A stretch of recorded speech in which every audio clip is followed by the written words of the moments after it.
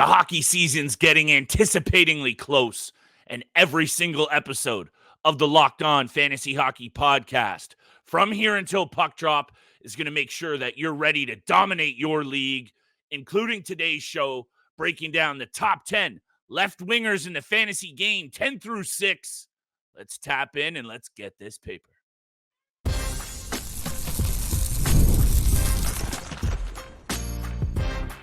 You're Locked On Fantasy Hockey, your daily podcast on fantasy hockey. Part of the Locked On Podcast Network, your team every day.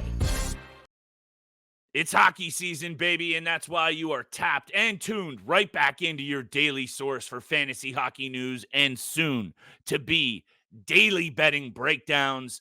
It's the Locked On Fantasy Hockey Podcast, and I'm joined, as always, by my distinguished co-host, Mr. Steele Roden. And on this side of the microphone, it's your boy, Big Flip Livingstone. You know what it is. Shout out to the everydayers. Thank you so much for holding us down and making us your first listen every single day. Today's episode is brought to you by one of our beautiful sponsors that I love so much, Steele. And you know I got it ready for you. It's FanDuel, baby. And right now, till September 22nd, all FanDuel customers can bet $5 and get a 3-week free trial of NFL Sunday ticket on YouTube or YouTube TV. Visit FanDuel.com to get started. Steele, I have a feeling this is going to be one of those countdowns that you and I get a little bit heated once again, and I think that's fair. Although I alluded to it off air, the NHL season is drawing ever near. News is everywhere. Training camps are open, and I don't know if you guys can tell, your boy's a little bit fired up. So I'm going to try and hand it over to Steele early and often in this one to keep me kind of low-key. I don't want to get too heated. Top 10 left wingers, Steele. If you guys missed any positions that we've covered already, including every single team in the league, tap into the channel, smash that 5-star review. You know what it is, Steele. It's over to you, brother. Top 10 left wingers. Who comes in? I got honorable mentions as well. Wherever you want to go, I'm ready to start. Look, I really think there's only one name on my list who you might get a little bit peed off on and maybe disagree that shouldn't be in the top 10, but he is a top 10 left winger in my opinion. But okay. I'll start at number 10. I do have some honorable mentions. For me, Carter Verhaeghe is an honorable mention. He just falls outside of the top 10 for me. That's really the only honorable mention I'm going with right now.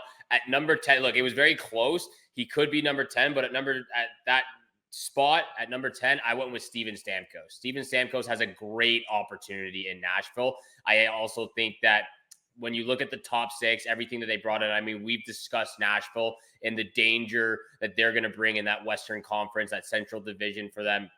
It's going to be very dangerous with this team, with all the acquisitions they made in the offseason, re-upping UC Saros, bringing in Jonathan Marchessault, Stanley Cup champion, Steven Stamkos, Stanley Cup champion, Ryan O'Reilly was there for a year, Stanley Cup champion, Brady Shea to help Roman Josi on the back end. Steven Stamkos has been healthy over the last 3 seasons. He's only missed 5 games in the last 3 years. He's had it's not back-to-back, but 2 out of the last 3 years, 40-plus goal seasons as well, 81 points and 84 points in consecutive seasons as well. The last 3 seasons have been very kind, and I think he's in a great situation, almost in a pretty much identical situation where he was with Tampa Bay. I mean, you've got a great cast in the top 6 forward group. Obviously, you don't have Nikita Kucherov anymore to help with the playmaking ability and on that power play. But I think when you look at what Roman Josi's able to do on the back end, quarterbacking, Philip Forsberg, Jonathan Marchessault into the equation, I think Steven Stamkos continues that hot hand that that he's had and showed us over the last 3 years. I see another 40-goal, maybe 37 to 40-goal season for Stamkos upcoming. The top of this list was very difficult for me. And one of the things that you and I talk about a lot on this show is sticking to our guns on the players that we really like. And Steven Stamkos, Carter Verhaeghe, I really appreciate you teeing this up so nicely for me so that we don't need to get too heated too early. And I'm just going to swap the two, Steele. You know how much I actually like Steven Stamkos as well. I think I've been I know you do. Steven Stamkos defender, but let me hit you with my take on this. And you alluded to it. Tommy Novak in the middle, Ryan O'Reilly in the middle, and I know you mentioned the ability of Roman Josi to create.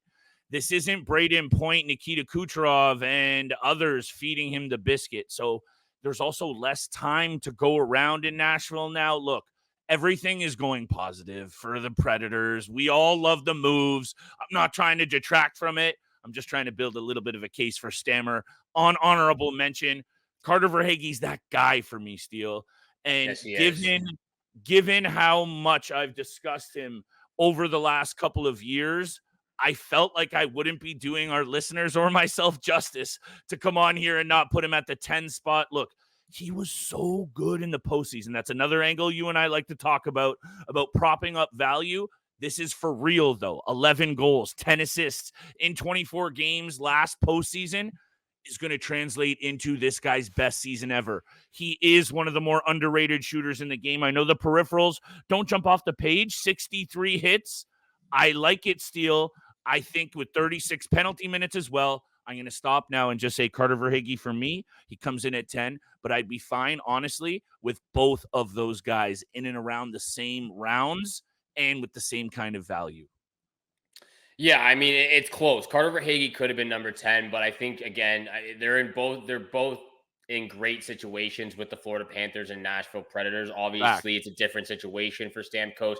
He's been with the Tampa Bay Lightning for his entire career. He's going to have to form some chemistry with Jonathan Marchessault, with Tommy Novak, Roman Josi. But when you're a superstar and you're an elite player, you get it done very quickly. So I'm believing in Steven Stamkos to continue to stay healthy, as well as showcase the veteran experience, the leadership that he brings to the table, and help that top six and young guys, all the young guys in the Predators locker room as well moving forward. At number 9, though, it's another veteran.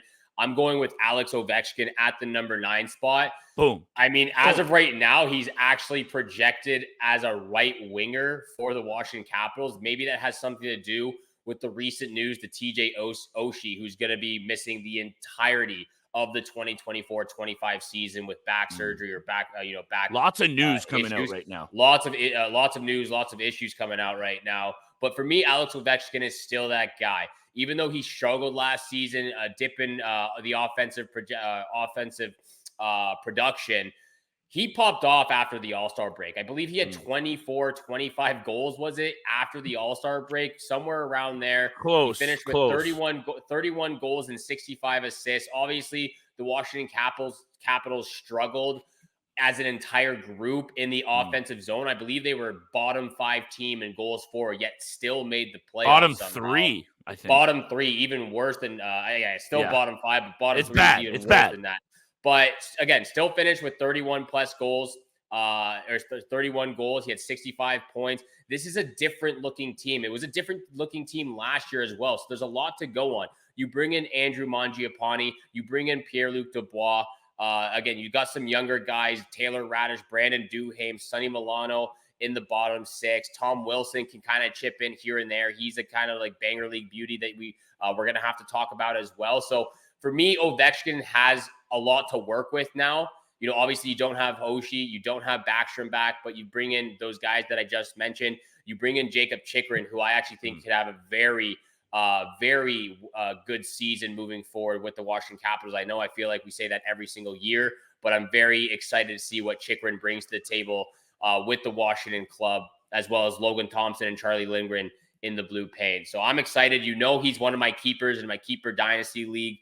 And even at the age of 39 years old, he still brings it all. 162 hits, 272 shots last year. I think we can see Ovechkin get back to that 40 goal realm and potentially break the Wayne Gretzky record. He's 41 short right now, Steele. I made sure I double checked the number on that one. Let's talk about Ovi a little bit more after the break. I want to try and keep it short and sweet. We try and get you guys in and out in 30 minutes every single day. That's what Steele and I do.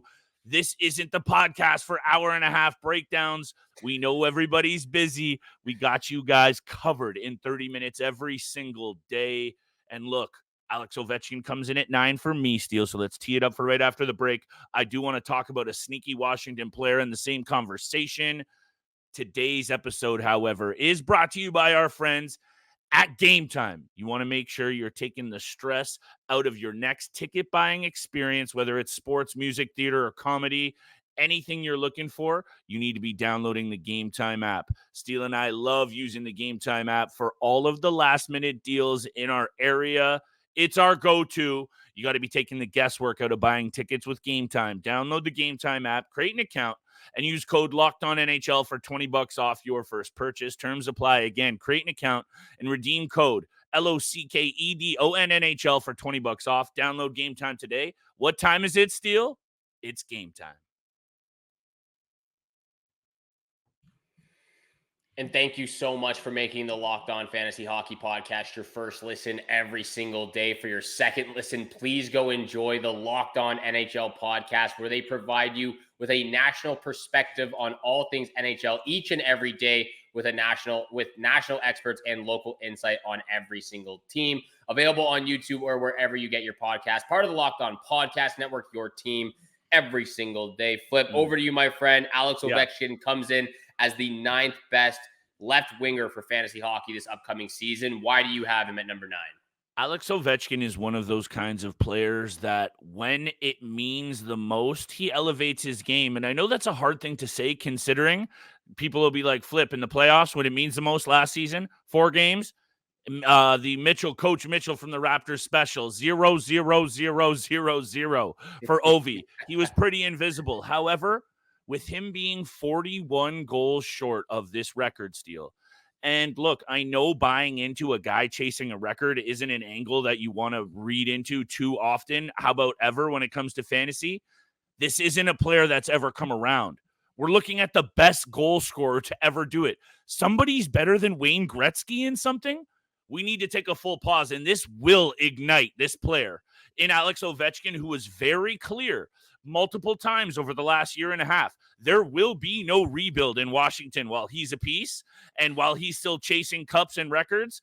And I think I'm with you. They've done a really good job of supporting this team in the needs that they had the most. And I think all of that is going to translate into Alex Ovechkin being a very sneaky. I'm kind of jealous that you have him in your keeper league. That kind of player. Look, he is going to still get his. And there can't be a left winger list without Ovechkin in the top 10. That's how good he is. That's how good he has been. And that's how good I think he will be this season. Over to you, my friend, though. Number 8, let's keep it growing. Was that the sneaky player you wanted to talk about, or was there someone else on this Washington team that you said that was a sneaky look? Who I was going to talk about, no, because I don't think you can say overall he's a sneaky player, but Connor McMichael is a name that I've brought up in the past. I know you like McMichael. And now there's another hole in that top 6 for TJ Oshie's minutes. That would have probably been spread around. And I know Connor McMichael is a more natural left wing. But if he kind of gets moved around a little bit and does get looks with Strome and Ovi, or even some power play one time, I'm telling you, Kyle, I'm telling you, Steele, Connor McMichael is one of those players who got it done at every single level. I'm going to stop talking now, but I really do like him as a very, very sneaky back end of keeper drafts target. Yeah, I mean, it's definitely weird that I just called you Kyle. I don't know where. Yeah, a little bit strange. I don't know how I feel about that. I'll let that one slide. Yeah, thanks, pal. My bad. What's up, Kyle? What is up? I'm back.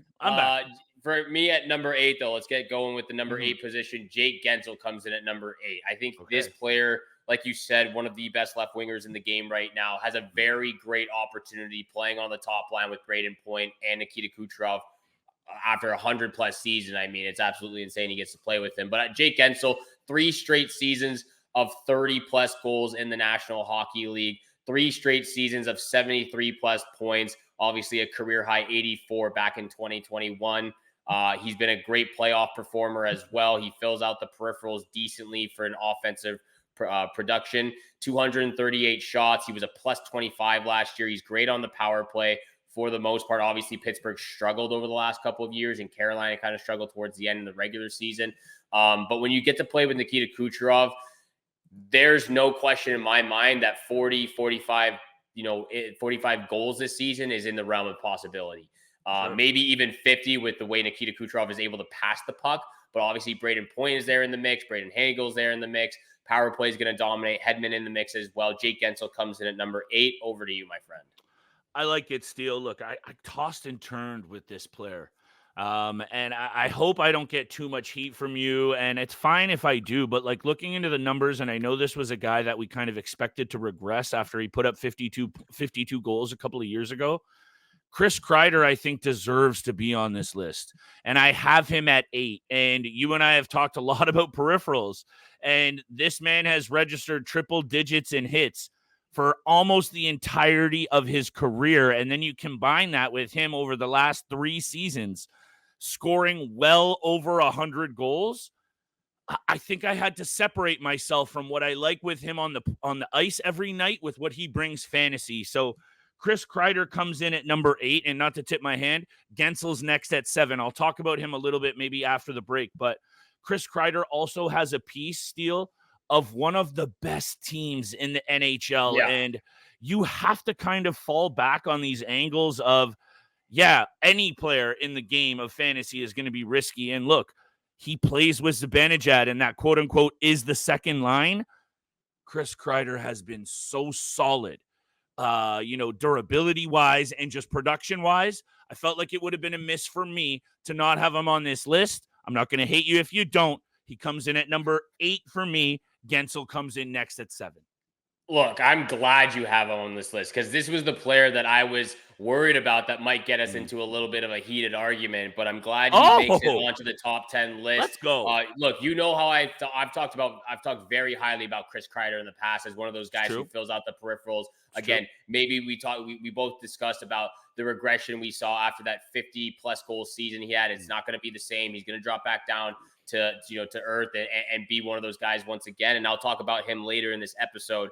At number 7, though, I have Jason Robertson as the 7th best left winger this upcoming season for fantasy hockey. Okay. Obviously, a little bit of a change with Joe Pavelski now retired. You bring in Wyatt Johnston onto that top line with Rupe Hintz and Jason Robertson. I love that. Also, after, a dip in production offensively last year, went from 109 points to 80 points, something that we saw Tage Thompson do in the exact same time. Very similar with what happened with those players. The shot volume was down, went from 313 to 231.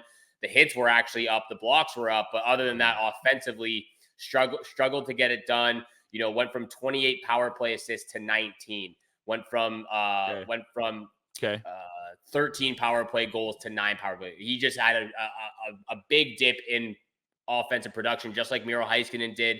But even with that being said, they dominated in the Western Conference. They were one of the best teams in the Western Conference. And I do expect Jason Robertson to bounce back and get somewhere near the 90, 95-point realm. Again, playing with Rupe Hintz, Wyatt Johnson now. And maybe that does well for Miro Heiskanen. I know I had him low on my list or didn't even have him on my top 10 defenseman list. So maybe that helps this case as well. But he's been durable over the last 2 seasons. Hasn't missed a single game. 109 points back in 2022. I think he can be somewhere in the middle of those last 2 seasons and a bounce back year for Robertson. I thought you and I agreed to keep the Miro Heiskanen slander to a bare minimum. There's no slander. There's no slander. Okay, I just want to be clear because it's sounding a little bit dodgy from this side of the microphone, Mr. Roden. Anyway, number 7, Jake Gensel. Look, I'm going to leave my take for what you just mentioned about the Dallas Stars and RoboCop for tomorrow's episode. Sorry. Whenever our next episode is, because he's higher on my list, and I'm going to talk about that. However, this combination of Braden Point, Nikita Kucherov, and Jake Gensel is going to be an absolute handful for opposing teams to deal with. This is a Tampa Bay Lightning club that not only is perennially hard to play against at home, they were the best power play in the NHL last year, clicking at 28.6%. This is a dangerous club. I am a little bit higher on this Tampa Bay Lightning team, I think, than most. I don't know why they're not getting – I'm seeing a lot of projections for this team at they could finish in 4th in the division. I think they're good enough to even potentially win the division. That's just me. However, Jake Gensel deserves to be on this list. He's been so consistent, and I think you brought up this point a long time ago. One of the narratives about him coming away from Sidney Crosby – what was he going to be able to do not playing with Sid? Well, I know Sebastian Aho is no slouch, but he doesn't need the best in the business over the last 2 decades to get it done. Jake Gensel, stud, comes in at number 7, Steele. Take us to break, brother, and let's finish off this top 10. After the break, we'll come back with the 6th best left winger. And of course, on tomorrow's episode, we'll break down the top 5 best left wingers in fantasy hockey. And of course, we'll have everything finalized for our listener league. So make sure you're staying tuned for that episode and everything you need to know on the Locked On Fantasy Hockey Podcast. This episode is also brought to you by FanDuel. You've heard us talk a lot about FanDuel over the summer and over the years, America's #1 sportsbook.